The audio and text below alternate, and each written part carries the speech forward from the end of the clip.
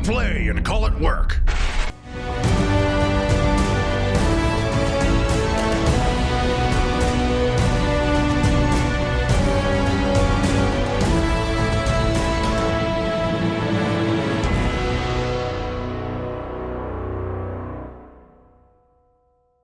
Hey everybody, Matthew and Josh here from MiniWarGaming.com, and welcome to the new Genestealer Cult review and battle report.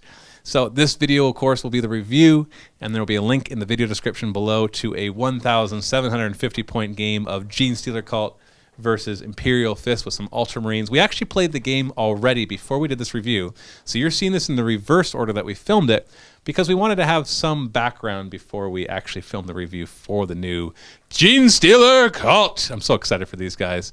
And that way we could know what we're talking about, but we don't want to give you any spoilers. We're going to do our best to talk about them in a way that doesn't give away how the game went. Because I've only played one game with them, and so I can't fully say how awesome or not awesome they're going to be, because you need more than one game. You definitely need more than one game with something brand new, because they play different. Yeah, and they are different. You get that reference? No, what's that? All right, you know what? I'm going to leave it. Somebody post in the comment. Oh, you know what? Everybody's going to post in the comments. And fantastic, Mr. Fox. I just don't want half the comments to be people pointing at what. That's just from the movie. It doesn't matter. So this is going to be kind of the first impressions video. We're going to be covering just everything, but not like going into super detail about specific things. So we're not going to go through and say, this is what this formation does, this is what this formation does. Instead, what you're going to see is we're going to give you a general impressions review here of the new Codex, because it's brand new today.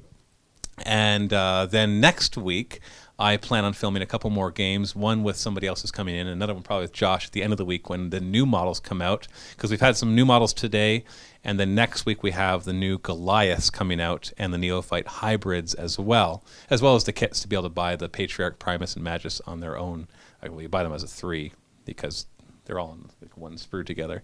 This is exactly the same as a Deathwatch Overkill. So I want to talk about the models because it's been interesting. Lee worked really hard to get some of the models put together for this game. I had a lot already because of the Deathwatch Overkill. Thankfully, a lot of that came over. Also, it includes Chimeras, Sentinels, and Leman Russes. And so that was convenient because I just grabbed my Astra Militarum, Chimeras, Leman Russes, and Sentinels. And so I was able to instantly build up more than just a very, very basic Genestealer Cult army. But there's still some other things we're waiting for, like the new Goliath trucks, which look awesome, and the Icon character, and just more time to get more of the metamorphs and other stuff put together. So let's just jump into it, talking about our first impressions of it. So I'm gonna pass it over to Josh just for a second, and I want you to just talk to me a bit about what your first impression. Yeah, I know. Yeah. You can just hold on, all right? Just hold on. I know, right? What were your first impressions as you've read the Codex and played through the first game of the Genestealer Cult Codex? There you go. So the first little bit for me was I was super excited because I've been playing 40k for quite a while. So this harkened back to the original Genestealer Cult. So it was high expectations. I never actually played Genestealer Cult, but there was that little bit of nostalgia because I remember playing against it. Overall, the book feels somewhat similar to some of the other releases that have come out in the last bit, like the Deathwatch or Harlequin, something like that, where I'm still not 100% sold of how competitive of an army they will be standalone. Codex really well written. I haven't had the chance to get into the fluff a whole lot yet, but they've given you a lot of options. They've given you the chance to build up a full army on your own, but also it feels like something that you're going to easily be able to bring other forces with, which I like. So if you're already a Tyranid player and you're looking for something a little bit different, this is a good excuse to pick up and start a new army that you can mix and match a bit, as well as if you're the Astra Militarum player, it lets you do the same thing. So I like the fact that there's flexibility in there and that you can start a fresh army. You know, if you wanted to start a whole brand new army, cool. Or if you want to add some different flavor to a couple pre-existing armies, that helps out a lot as well. Definitely. But spoiler alert, there's no limousine. And this has gotten some people a little upset because the limousine was such an iconic part of the original Genestealer Cult. I understand why they didn't put it in there because it is rather silly. It's very 80s to have the limo there. But I had an idea. I had an idea of how we could do the limousine. what you do, because you're allowed to bring chimeras. I told you about this already, but I still think it's a great idea. We got the limousine. What's the company that it's from? Hey, Lee, we could see you back there. Yeah, you're not that sneaky. You're not sneaky, Lee. We could see you at the camera. Sneakily. I think it's Wargames exclusive. Wargames exclusive, the limousine comes from? Okay, so Wargames exclusive sells a limousine, but there's a conversion I think that we need to do.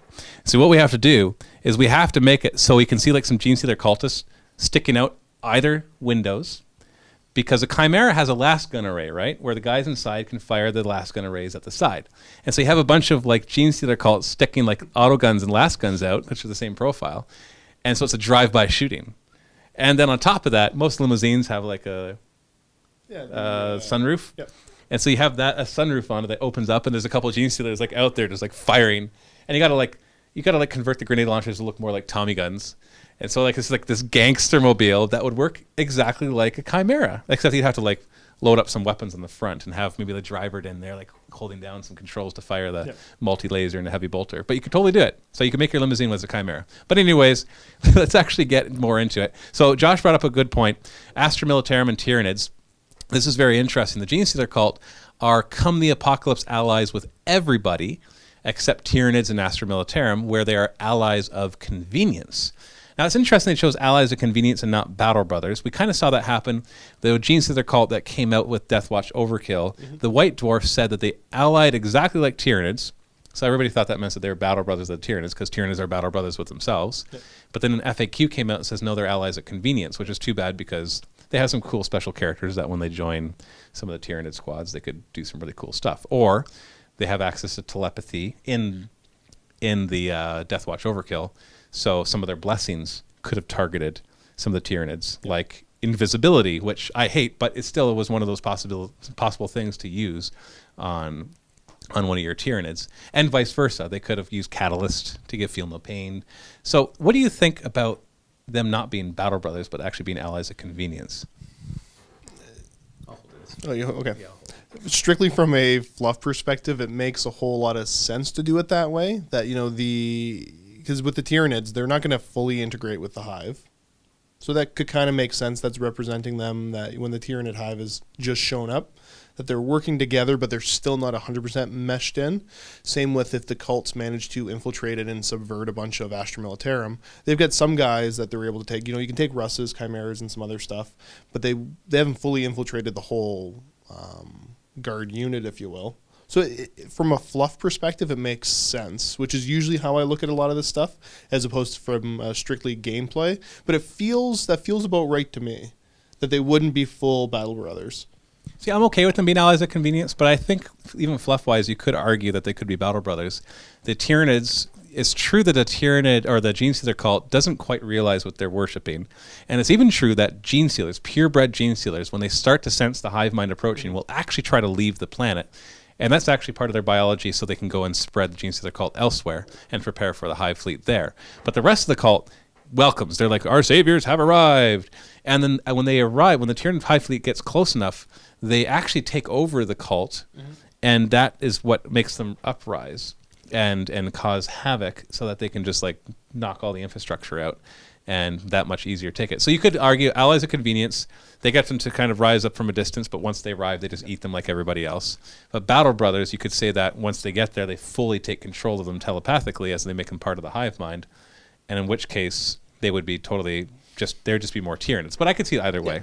Okay, so I guess part of my point that I should have said in the beginning is I don't like battle brothers anywhere anyways. It doesn't make sense that there's that level of cooperation with different armies. Yeah. So I don't like the fact that battle brothers is a thing. So yeah, I see your point. I guess part of my point is almost I'm glad they did it that way, because I think they've made too many armies already battle brothers with each other. That's true, and we were just talking about that off camera, how we don't even like that all Space Marines are battle brothers with each other. It doesn't make sense that Grey Knights are battle brothers. So that's the discussion, but it is what it is. They're allies of convenience, which means that you can bring them together. They won't restrict each other. They won't be enemies to each other. They're just friendly guys that can, or they don't stop anything, basically. But they also don't really help each other. They can't use each other's warlord traits. They can't use each other's vehicles. They can't be blessed by another psyker. It doesn't stop you from bringing Tyranid Psychers to boost how many warp charges you have, and vice versa, so they can still share their warp charge pool, which is nice. So I can think of some ideas right there, because some of the Broodmind powers are pretty powerful. Yep. And if I could just bring like an allied detachment of Tyranids and sprinkle in some Zoanthropes just to boost how many mastery levels I have, then that could be worth it too. And then, you know, on the off chance they want to help out too, that could really work. Hopefully this is the start of an ongoing trend that we're going to see them doing. Like, I totally get your point, but hopefully, you know, this is what we see them start to do moving forward, is less Battle Brothers. And because there's so many of these powerful little combinations with so many different armies that hopefully they start to kind of curb that a little bit. That's my hopes. We'll see. I think that what it really comes down to is Imperium stuff gets a lot of the Battle Brothers stuff, and then everything else they think more about it, and they make it more fluff-wise. Whereas Imperium is like, yeah, they're all Battle Brothers, even if it doesn't make any sense. So moving beyond that, there's a lot to talk about with this. We have a new detachment. A lot of people like to call it the Decurion style detachment because Necrons are the first to get one. And it's a detachment of formations, the Cult Insurrection. And they have this really cool rule called Cult Ambush that you're probably aware of by now if you've been reading up anything about the Tyranids. Cult Ambush, basically whenever a model, which pretty much the entire army that's non-vehicle, has Cult Ambush and Return to the Shadows. Cult Ambush basically is whenever you infiltrate, so you deploy infiltrating, or you come in from reserves or ongoing reserves, instead of whatever you're about to do, you can roll on a table. And the table is a little random. If you roll a 1, you come in from your side. You roll a 2, you outflank. You roll a 3+, you infiltrate 9 inches away from enemies. If you roll 4, then it can be 6 inches. If you roll a 5, you actually get a free shooting attack. And if you roll a 6, you can infiltrate 3 inches away and charge, even if it's your first turn or you just came in from reserves. So obviously this sounds really powerful, but one thing that I'm concerned about is just the random nature of it. Now, thankfully, there are some ways to mitigate the randomness, but it forces you to play in a very specific play style. For example, one of the Warlord traits is the Warlord and his unit just get to pick. So you get a Patriarch, he joins a group of Genestealers, you pick number 6. Now, you don't just get this Warlord trait, though. You got to roll for it. So if you're lucky enough to roll for it, which is if you use the Cult Insurrection and the Patriarch as the Warlord, you've got 2 chances to get it. So that's not great odds, trying to roll a 6 on a reroll, but you know it's not nothing. And a lot of the other Warlord traits are good too, so it's not like you lose it. But when it comes down to it, when you're rolling a single die for Cult Ambush, and on top of that, and I've read some discussions online about this already, when you roll for Cult Ambush when you're about to deploy that person or that unit, you don't roll them all and then deploy, because it's when they infiltrate they roll. When they come on from reserve they roll. So it's with reserves, at least you know who all is coming in. But because you roll all your reserves and then you deploy them, but you still bring them on, you roll in the Cult Ambush and you go on. So you might roll a 6 right away, and you're like, sweet, I'm going to put this 3 inches away. And then everybody else rolls a 1 and a 2, and they're far away from that to give support. So it's very random. Now, this, like I said, the Warlord trait helps mitigate that, and there's one formation, Subterranean Uprising, where every unit in that one gets to roll 2 dice and pick the one that they want, and if the Primus joins them, they get to roll 3 dice. And that one I used in the battle report. And without giving spoilers, I can say that made the Cult Uprising predictabler. It made it like you can count on it a lot more to get the dice that you wanted. Right. Well, I mean, with so many different rules, I enjoy the random nature of it because you still have a certain play style. If you want to play in such a way that you are going to play assuming that you're going to get the rolls you need, there's different armies that can play that way. This one's even more random. So, yeah, you can play a really risky game. It's a lot of risk versus reward. So it's hard though, because if you got like 5 units that are rolling on it, you could really piecemeal your army. You could, like, one of them arrives from this side, one of them arrives from up here, one of them you get to place wherever you want. So maybe you can help mitigate that but maybe you put that one first and then you arrive from the other side. And so it's just it's going to be hard. I think the trick is going to be not to think that your army is just supposed to always be Cult Ambushing and returning to the shadows. I think it's supposed to be used in very specific places, just so we can. So I think it will be a very powerful rule, but you can't use it in just a haphazard way. You can't just be like, you know what, I'm going to bring this Genestealer because if I roll a 6, they'll be awesome. It's like, well, that's a 1 out of 6 chance that you get what you wanted. Sure, you've got the Return to the Shadow special rule, which is if you're at least 6 inches away from an enemy and not inside of a vehicle, you can actually just remove your models from the board and put them in ongoing reserve. And if you have the Cult Insurrection detachment, when they come back on, they get to replenish D6 of their lost models. It all sounds great, but once again, you lose your guys for a turn, your guys could be falling back or even gone to ground, and they could still do it because there's no restrictions that it says there. But it still piecemeals your army a lot. So you really have to have a plan in accordance to just how random your guys are going to be showing up. It almost feels a little bit like the old Chaos Demons army, where you had to take half your army and deep strike at turn 1, and then the other half of your army you deep strike turn 2, but you had to deep strike, which just, for mostly close combat guys was awful because they were not a competitive list. Once they just said, you know what, everybody has deep strike, but you don't have to, then they became a lot more viable as an army. So this one feels like a similar way to that, but I'm not quite sure. Well, it plays in a way that's this somewhat organized but not fully organized cult, that there is some randomness. Yeah. So I'd think of it, I'd play it more as just a standard army that's got all these different buffs. I wouldn't try to go for the gimmick too much, but it's nice to be able to, use the cult ambush once in a while for certain things. But yeah, I would definitely not build my army 100% around that. Yeah, exactly. Unless you bring the Subterranean Assault or the Subterranean Uprising, because that one is a lot more reliable. But even then, you have to be careful.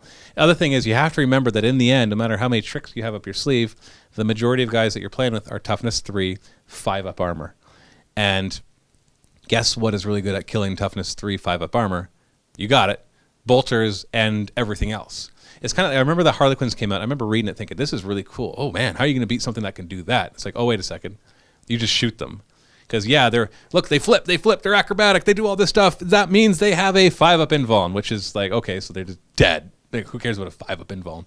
Ironically enough, Genestealers now have a 5-up invuln, which I actually don't like. You don't seem to have a problem with that. I don't mind the 5-up invuln, that they're kind of, slippery, tough to kill. That to me is like a realm of a cover save. Like give them, they all have stealth already, but give them like Shrouded or something, or give them something. But I think of like a flamer, just like you're not dodging that thing. And I know like it's a reflex save. It's the same with the way they do assassins, right? Yeah, I guess. But yeah, I think it's nice to make them more survivable for sure. And the pure strain Genestealers are slightly cheaper than, or I think they're the same price as the one of the Tyranid Codex, but they have one more attack. Mm-hmm. They have stealth. They have a 5-up invuln.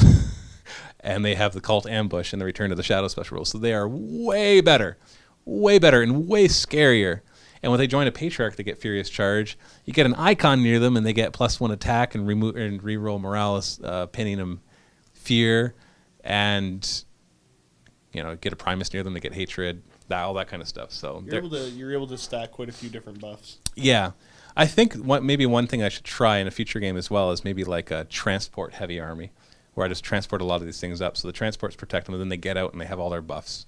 Mm-hmm. Especially once we get the Goliath in, because the regular Goliath truck is an open top transport. You can't put Genestealers inside of it, but Acolytes and Metamorphs. Speaking of which, so we have a new unit, the Metamorph. They're terrifying. They're a really, really cool unit with a lot of really cool options. Yeah. Still easy to kill. Toughness 3, 5-up saves, but you can give them +2 strength, +3 initiative, or +1 weapon skill on top of their Rending Claws. Like they can use their Rending Claws and still have the buffs from their other weapon. That gives them either +2 strength, +3 initiative, +1 weapon skill. Personally, I'm always going to be choosing the ones that give the ++ strength and the + initiative, because I can just give them an icon to get the +1 weapon skill. And should always bring the icons as well. So Metamorphs, yeah, they're crazy scary. And it's also, the Acolytes are scary too, but the Metamorphs they're like Acolytes on steroids, and they don't cost that many more points. The new weapons, I am still on the fence about the new weapons, especially the really cool looking ones, like the Heavy Rock Cutter and the Rock Snippers and the Rock Saw. Like they got really good names here. They're all Heavy Rock something. They're all two-handed and unwieldy, so you don't get your bonus attacks. But here's the problem. They're like 20 and 25 points. Now, when you get a unit of 5 Acolytes that cost 40 points, you want to make that 10, 80 points. Mm-hmm. Oh, you want to add 2 of those weapons? You're going to add 50 more points. Like in the game that we played, I'm not going to give away who won. I brought 2 Acolyte squads with 2 of those heavy rock things. I put 2 rock saws and 2 rock clippers, whatever they're called. And that's 100 points. I could have removed those and had another squad of Acolytes. Yep. And I honestly think, I thought of that before I even played. I'm like, you know what, if I was not trying to show off these weapons, I would totally not even bring them. And not that they're not useful, like one of them is Armorbane, strength. They're all strength 8 AP2. One's Armorbane, One is it causes instant death if you fail toughness saves.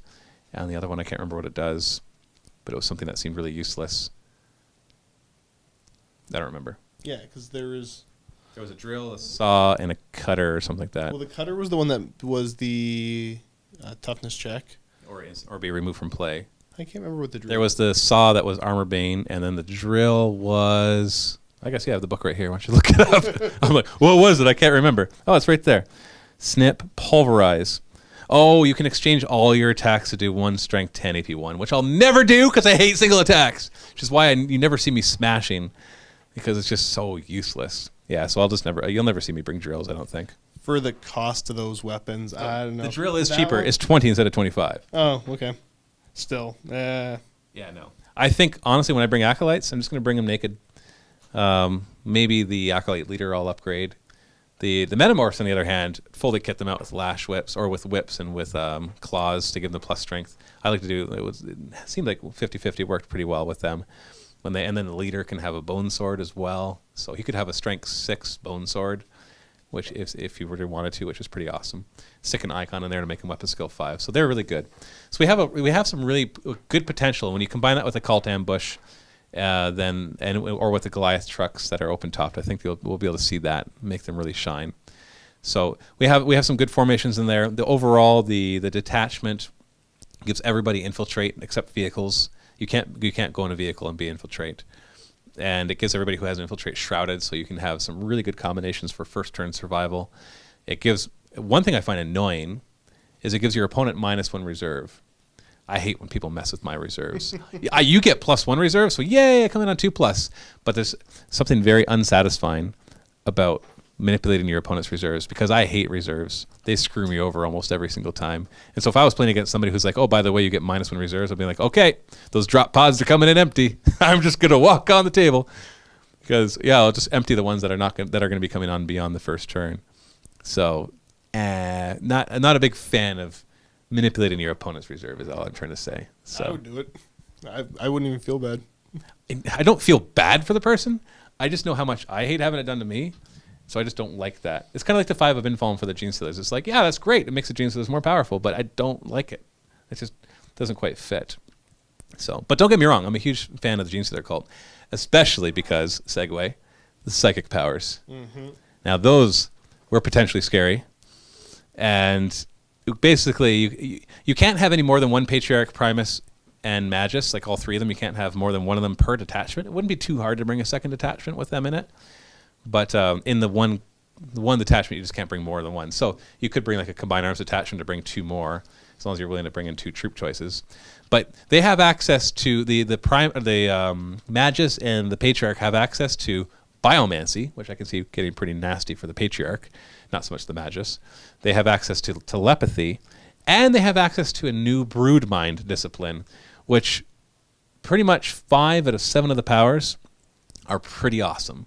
Because we have our Primaris, which allows you to maledict a unit to give a -1 weapon skill, ballistic skill, initiative attacks. Is there anything else in there? No, that's it. Nope. To minimum of 1. You've got 1. This is my favorite, I think. A blessing that targets a unit and gives them relentless, but that's one part. It also gives them fleet, and they can run and charge. It's a really weird combination. It's like they're giving you both a shooting advantage and a charging advantage. Now, I know they keep relentless and then charge too, but it's like so much goodness there. Yep. So imagine a squad of Acolytes who could run and charge, or a squad of Genestealers who could run and charge. They already have fleet. They don't care about the relentless, but that would be pretty awesome. Really solid powers. Really, really solid powers. And then, of course, there's the telepathic summons, where I can summon more guys. Warp Charge 2, if I choose Warp Charge 2 or 3, 2 you can bring in a unit of 5 Acolytes, Metamorphs, or 10 Neophytes. And if you do Warp Charge 3, it gets awesome. 10 Acolytes, 10 Metamorphs. Is it 20? Yeah, 20 Neophytes, 4 Aberrants, or 8 Genestealers. Now, here's the awesome part, is you can take any upgrades that the squad is allowed to take for free. Yeah. So you could bring all those rock saws. I think that's where okay, there we go. That's where I'll use them. I will summon in a 10-man squad of Acolytes with 4 of the rock saws. That's another 100 points of guys. What do you think of that? That actually makes a lot of sense. Yeah, why pay the points? Because if you're going to try to summon anyways, then... And it's not hard to. Warp Charge 2 and Warp Charge 3 with 2 Mastery Level 2 Psychers. You can give... There's one relic that you can give the Magus that gives him +1, like he can generate 1 extra power. It doesn't give him +1 mastery level. That would be awesome.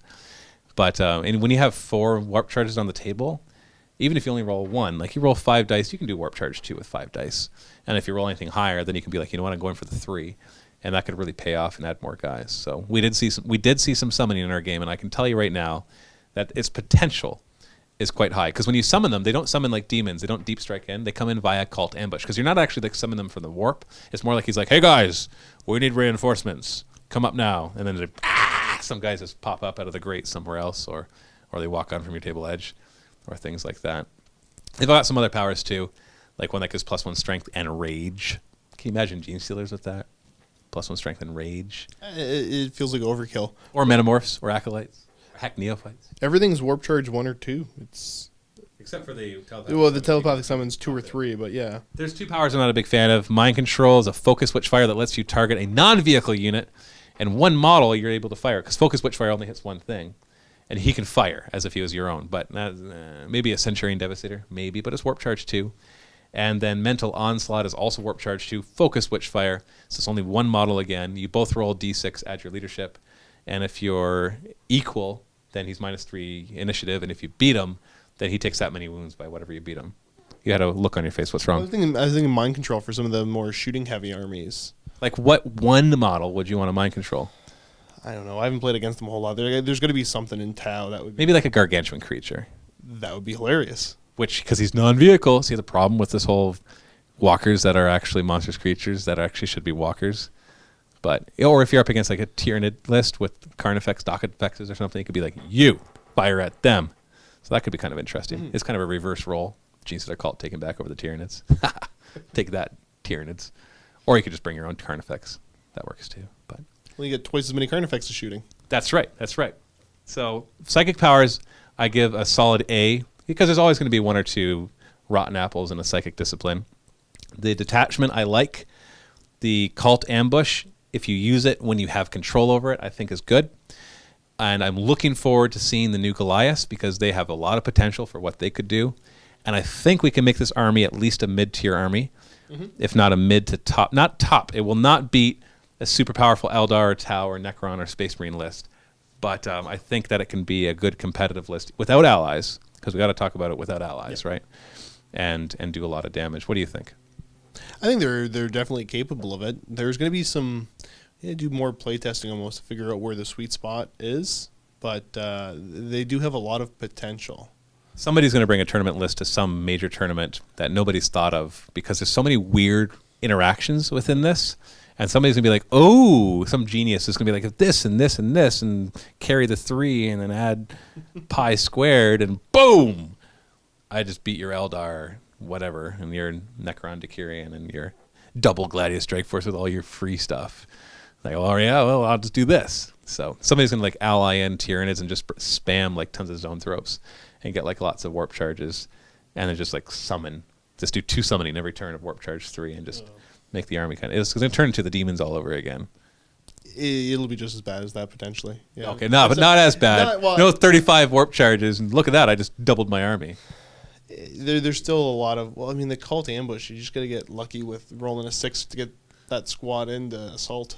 Maybe it's about bringing lots of 5-man squads, so that you just have like lots of options. Multiple small units, throwaway units. It feels like how the cult would play. And there's no disadvantage there. I have to think about this. I think we've talked long enough. Is there anything else you want to add? Nothing I think of. I'm super excited that the Genestealer Cult is back, and I'm excited to see that they're moving away with releases that don't feel crazy overpowered. There's some good, fun, fluffy lists they're putting out, which is top for me. That's what I care about. I'm really looking forward to continuing to play them as well and figure them out. And now you can go watch the battle report. 1,750 points of the Cult Insurrection, Genestealer Cult, against Imperial Fist with some Ultramarines allies, because we only had 1,500 points of Imperial Fist in the studio. That is at the link in the video description below for our Vault members. If you're not a Vault member, you can click it, get a free 7-day trial, watch that video, check out the Vault. If you don't like the Vault, cancel it, and you won't even get charged. And we just want you to go try it out, because it is what allows us to do all of this. And we're pretty sure that once you try it out, you're not going to want to leave, which is why we offer you free. Just try it once. Just try it once. Here you go. Try it once. We'll get you hooked. So go ahead, click the link below. Thanks so much for watching. Happy wargaming.